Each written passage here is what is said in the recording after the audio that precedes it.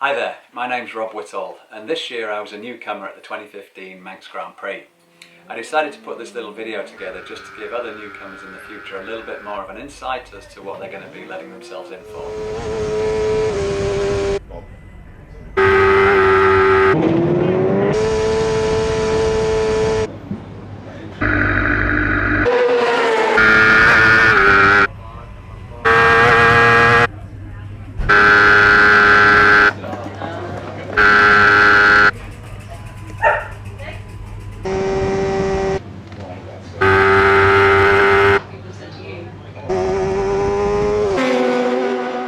I'm English, but I live in New Zealand. So, as you can imagine, packing up my garage and the bikes and sending them over to the island will be slightly time consuming and no doubt a bit of a pain. So rather than do that, as an overseas rider, what I decided to do was work with John Richards of Moto Designs. And what John offers is a service for national and international riders whereby he sources the bike for you, builds it up to mountain course specification, and then runs the bike and prepares the bike during the course of the event. As you can imagine, this takes a lot of stress coming from overseas, away from the rider, and also during the event it relieves stress because basically all I had to do was put my leg over and twist it. The preparation and paperwork starts a long time in advance. The first things are medicals, then there is applying for your licenses. You need your national license, your FIM license, your mountain license, your start permission, anti-doping papers, your insurance for overseas riders, and also you need a dog tag. And this should have your name on and your date of birth, and it's a good idea to put your blood group on there too. You need that to race, so don't forget it. So once you get to the island, you're off the ferry, you're up to the grandstand and the pit area, you get yourself sorted out, and the first thing that's going to happen, of course, is sign-on. You know, everyone's excited, so as soon as sign-on is open, there's a big queue. But it doesn't matter, it takes a little bit of time, but it's a computerized system, and once you're inside and in the office, the staff have been doing it for years, and it's quite quick and easy and painless. After sign-on, then you're into gear check, and they just want to see that all your equipment is up to scratch. So basically it's helmet, leathers, gloves, your protection, boots, just go up there with the whole lot and they want to check their way through it. So finally it's the first day of practice. You've waited a long time for this, and I can tell you from the morning onwards it's exciting, and the excitement and tension is building the entire day. But the first thing is you have to do the newcomers briefing. It's mandatory for all newcomers to attend this briefing. They just run over a few safety points and check that you're fully aware of all the rules and regulations before you head out on circuit. Next is scrutineering. Now these guys have been doing it for years, so as you can imagine they know exactly what they're looking for. The best thing to do is make sure you fully understand the regulations. You know, your bike should be absolutely perfect. You don't want to wait in the big queue to get to the front to then get sent back again because something's not correct. So you really want to take care. Then once you're through scrutineering, you're into the holding pens where you get yourself set up, bike ready, tyre warmers on, and you're waiting to go out. First up are the newcomers with the controlled speed lap. What happens here is a marshal or a very experienced TT rider, someone who knows the course very well, takes groups of between 5 and 10 at a time and takes them round the course so that you can get an idea of the lines and what a semi-fast lap is like. Obviously you're buzzing when you get in from that lap because it's your first real experience on the mountain course. Once you're back from your newcomer's lap, you have about 45 minutes to recover, calm down, let it soak in, and then you're out for your first practice lap.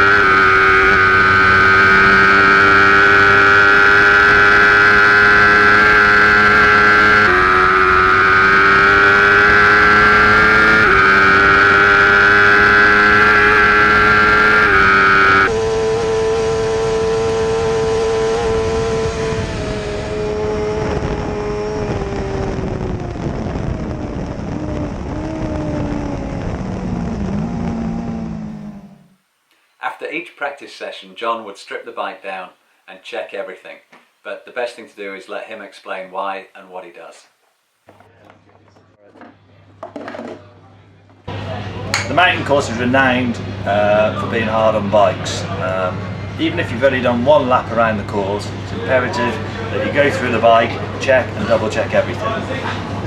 It's that bumpy round here, and with the speeds, you'll be amazed at what can come loose.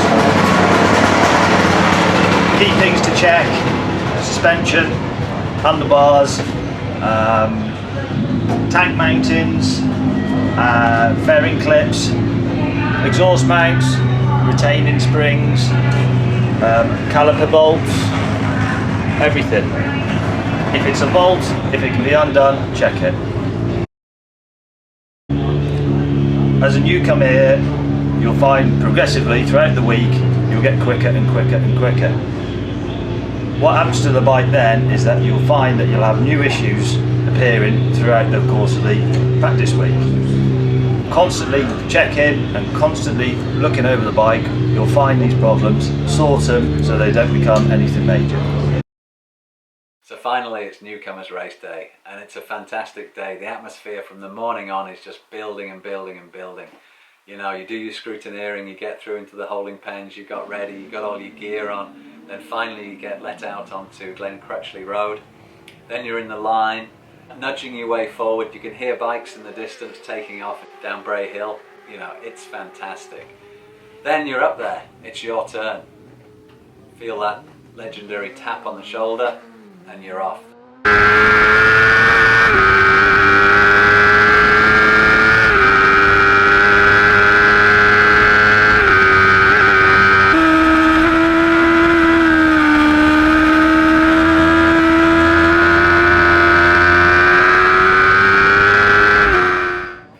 Come in, you have your pit stop. Pit stop's easy, you just kick back, relax, let these things happen. You've already practiced it. Then you're off again, you get your final 2 laps in.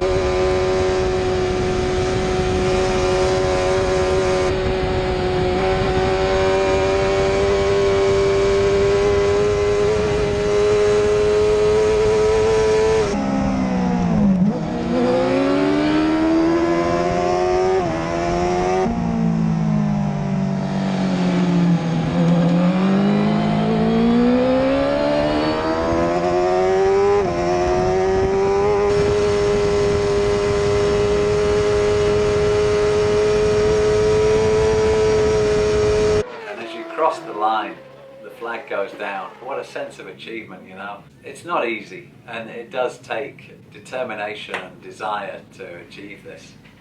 Partway through the week, there is the Newcomers evening, where the Newcomers trophies are handed out. Everyone gets together, a few beers, a celebration, you know.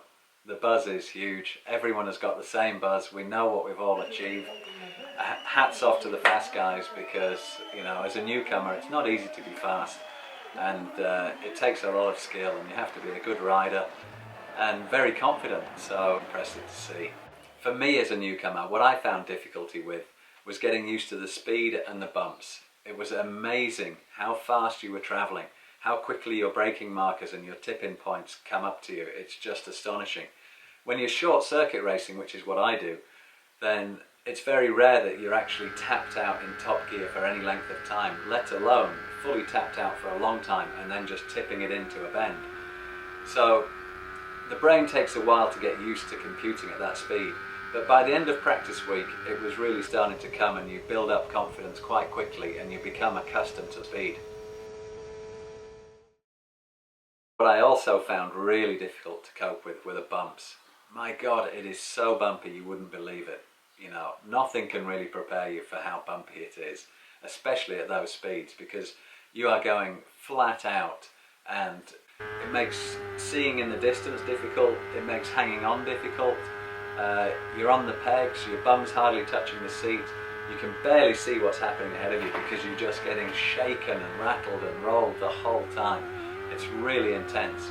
It certainly does build your confidence in your bike and your suspension, because I was going around corners that I never thought I could go around as quickly because they were so bumpy. But you know, slowly, little by little, you gain confidence and you realise, my God, I can do it. You know, at the beginning, it's a bit of an eye-opener. As with most things, preparation is the key. And for sure, 4 laps is quite taxing on the body, physically and mentally. So fitness, you know, it's definitely worth putting some time and effort into fitness. I was doing quite a lot of cycling, mountain biking, surfing, stand-up paddle and kite surfing. So overall, I was pretty fit for the event. But I did notice after 4 laps, I was feeling it physically, but also mentally. And I think it's as taxing as it is physically, it is definitely equally as taxing, if not more, mentally. I also watched a lot of onboards. Everyone's got their own idea of which onboard is best, but I just kind of watched a bit of everything. But I did watch them religiously and I tried to really understand and memorize the course. One thing that maybe a lot of people are not aware of is that In-Front Motorcycles run a very comprehensive tyre service. They've got all the big brand names: Metzler, Michelin, Pirellis, Dunlops, probably Continentals, I didn't check, but they've got the lot. If you give Powley or Owl a call beforehand, they can arrange your tyre allocation. It can be over there with them. It saves you filling up your van with tyres that you're not sure about. All you have to do is take your wheels around there, they take the old tyres off, put the new tyres on, and you're ready for your next practice session or race. Yeah, so at the end of this, I'd just like to thank all the organisers, everyone that's involved with it, the marshals, the volunteers, you know, the medics, the whole thing. It's amazing how the island comes together and helps this event happen. So for me personally, the event and the experience was literally out of this world.